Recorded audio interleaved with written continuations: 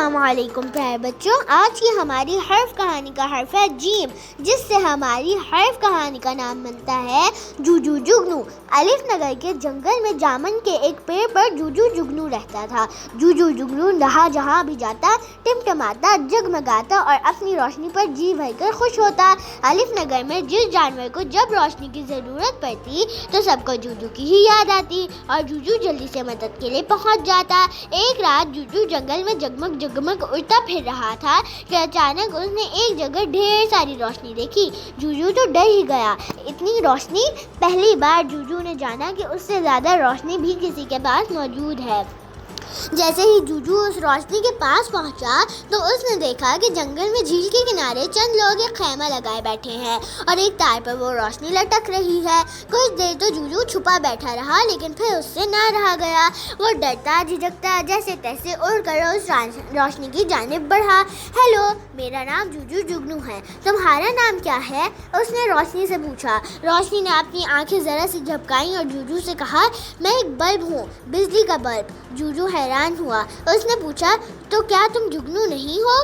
Bulb نے بے پرواہی سے پوچھا، وہ کیا ہوتا ہے؟ جیسے میں ہوں۔ جوجو نے ٹمٹما کر اپنی روشنی دکھائی۔ ہاں، بس اتنی سی روشنی؟ یعنی تم تو بہت چھوٹے بلب ہو، بلب نے مذاق اڑاتے ہوئے کہا۔ جوجو کو یہ بات بہت بری لگی۔ اس نے کہا، میں تو ایک جیتا جاگتا کیڑا ہوں، کوئی بلب نہیں ہوں۔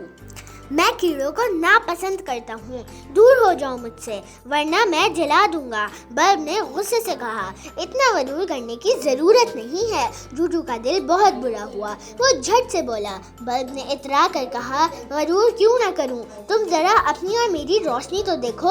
جوجو شرمندہ ہوا اور پھر تجسس سے پوچھنے لگا، تم اتنی روشنی لاتے کہاں سے ہو؟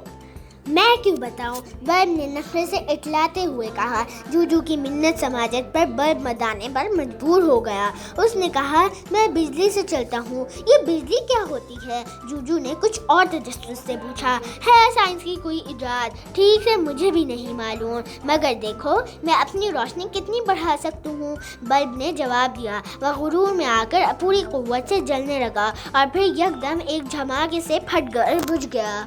جوجو تو ڈر کر وہاں سے بھاگ نکلا، لیکن اس نے یہ سبق سیکھا کہ غرور بہت بری چیز ہے۔ جوجو نے سوچا کہ میں جو بھی ہوں، جیسا بھی ہوں، اللہ کا بنایا ہوا ہوں اور میں زندگی میں کبھی غرور نہیں کروں گا۔ اس سوچ کے ساتھ ہی جوجو ٹمٹمایا اور جنگل میں غائب ہو گیا۔ یہاں تک ہماری کہانی ختم ہوتی ہے اور اب ہماری ملاقات چھوٹی موٹی کہانیوں میں نئے حرف کے ساتھ ہوگی۔